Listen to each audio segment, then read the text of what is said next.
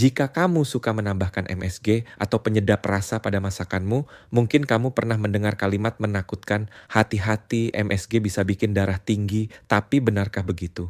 Apakah benar MSG adalah penyebab hipertensi, ataukah semua itu hanya mitos yang diwariskan dari generasi ke generasi?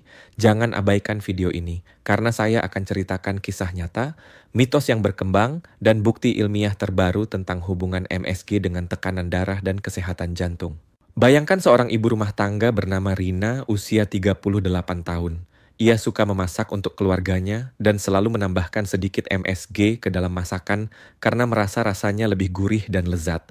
Anaknya lahap makan, suaminya juga selalu memuji masakannya. Namun suatu hari ketika Rina memeriksakan diri ke puskesmas, ia kaget karena tekanan darahnya 150/95. Bidan yang memeriksanya berkata, "Bu, jangan terlalu sering pakai MSG, itu bisa bikin darah tinggi." Sejak saat itu, Rina merasa bersalah setiap kali menaburkan penyedap rasa di dapurnya. Ia bertanya-tanya, apakah benar kebiasaannya itu yang membuatnya hipertensi? Kisah seperti Rina sangat umum di Indonesia. MSG sudah lama memiliki stigma buruk sebagai penyebab darah tinggi atau bahkan racun berbahaya. Padahal, kalau kita telusuri lebih dalam, ceritanya jauh lebih rumit daripada sekadar menyalahkan satu bahan makanan. Mari kita mulai dari fakta dasar. MSG adalah singkatan dari monosodium glutamate, garam natrium dari asam glutamat, yaitu salah satu asam amino yang secara alami ada di banyak makanan seperti tomat, keju, dan jamur. MSG pertama kali diperkenalkan pada awal abad ke-20 sebagai bumbu penyedap dan sejak itu menjadi bagian dari masakan di seluruh dunia, termasuk Indonesia. Yang sering menjadi masalah adalah kata sodium atau natrium di dalam MSG. Kita tahu bahwa konsumsi natrium berlebihan, terutama dari garam dapur, natrium klorida, memang berhubungan dengan peningkatan risiko hipertensi. WHO tahun 2021 merekomendasikan konsumsi natrium tidak lebih dari 2 gram per hari, setara dengan 5 gram garam dapur. Namun apakah MSG memberikan efek yang sama? Menurut penelitian dari Journal of Hypertension tahun 2018, hubungan MSG dengan hipertensi tidak sesederhana yang dibayangkan. MSG memang mengandung natrium, tetapi jumlahnya lebih rendah dibanding garam dapur. 1 gram MSG mengandung sekitar 12% natrium, sementara 1 gram garam dapur mengandung 39% natrium. Artinya, untuk rasa gurih yang sama, MSG sebenarnya memberikan natrium lebih sedikit dibanding garam biasa. Kembali pada kisah Rina. Setelah mendengar penjelasan dari dokter di puskesmas, ia memutuskan untuk berhenti total menggunakan MSG.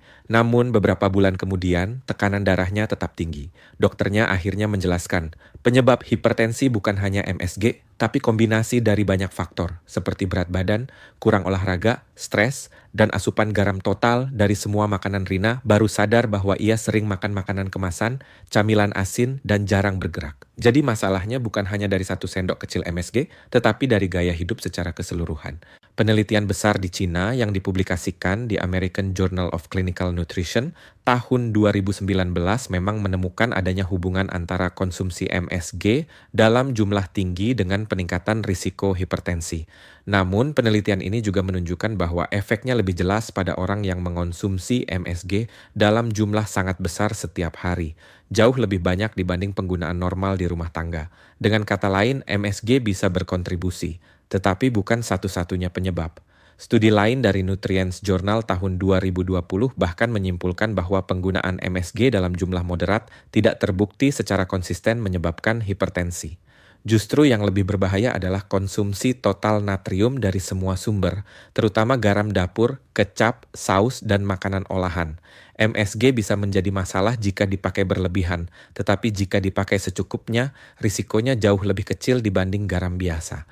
Kontroversi MSG tidak hanya soal hipertensi, tetapi juga stigma Chinese Restaurant Syndrome yang muncul sejak tahun 1960-an ketika ada laporan orang merasa pusing dan jantung berdebar setelah makan di restoran Cina. Namun penelitian modern, termasuk dari WHO dan US FDA, menyatakan bahwa tidak ada bukti kuat MSG menyebabkan sindrom tersebut pada populasi umum. Sebagian kecil orang memang bisa sensitif terhadap MSG dalam dosis tinggi, tetapi bukan berarti MSG beracun bagi semua orang. Kembali ke cerita Rina.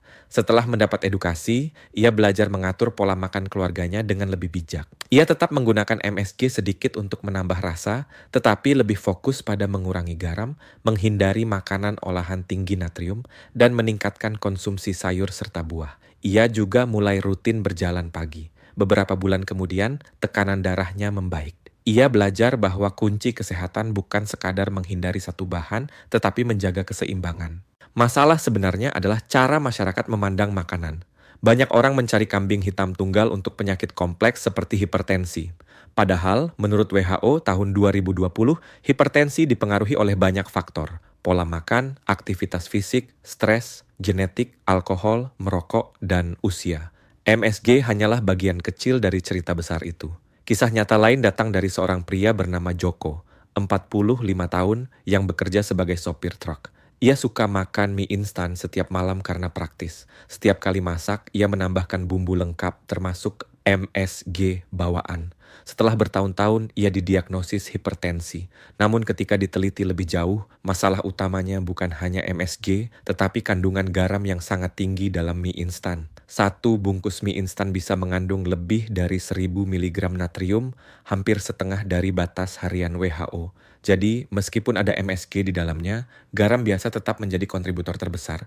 Penelitian dari Hypertension Journal tahun 2019 juga menegaskan bahwa asupan garam berlebih jauh lebih jelas hubungannya dengan hipertensi dibanding MSG. Faktanya, beberapa studi menunjukkan bahwa mengganti sebagian garam dapur dengan MSG bisa membantu menurunkan asupan natrium total tanpa mengurangi rasa. Namun, tentu saja bukan berarti MSG sepenuhnya aman tanpa batas. Jika digunakan berlebihan, MSG tetap menambah beban natrium pada tubuh. Apalagi jika dikombinasikan dengan makanan lain yang juga tinggi garam. Jadi, prinsip yang tepat adalah moderasi. Yang lebih penting lagi adalah pola hidup aktif. WHO tahun 2021 mencatat bahwa kurang aktivitas fisik berkontribusi signifikan pada peningkatan kasus hipertensi global. Jadi meskipun seseorang sama sekali tidak menggunakan MSG, tetapi tetap jarang bergerak, obesitas dan stres, risiko hipertensinya tetap tinggi. Kembali ke masyarakat kita, mitos tentang MSG sering membuat orang takut tanpa alasan. Banyak yang rela makan hambar, padahal tetap mengonsumsi garam berlebihan dari makanan olahan. Edukasi yang benar adalah membantu masyarakat memahami bahwa kesehatan ditentukan oleh keseimbangan, bukan oleh satu bahan saja. Jadi, apakah MSG penyebab hipertensi? Jawabannya tidak sesederhana iya atau tidak. MSG bisa berkontribusi jika dikonsumsi berlebihan, tetapi dalam jumlah moderat tidak terbukti secara konsisten menyebabkan hipertensi. Yang lebih berbahaya adalah total asupan natrium dari berbagai sumber, ditambah faktor gaya hidup lain. MSG bukan musuh utama, tetapi juga bukan alasan untuk merasa bebas makan asin tanpa batas.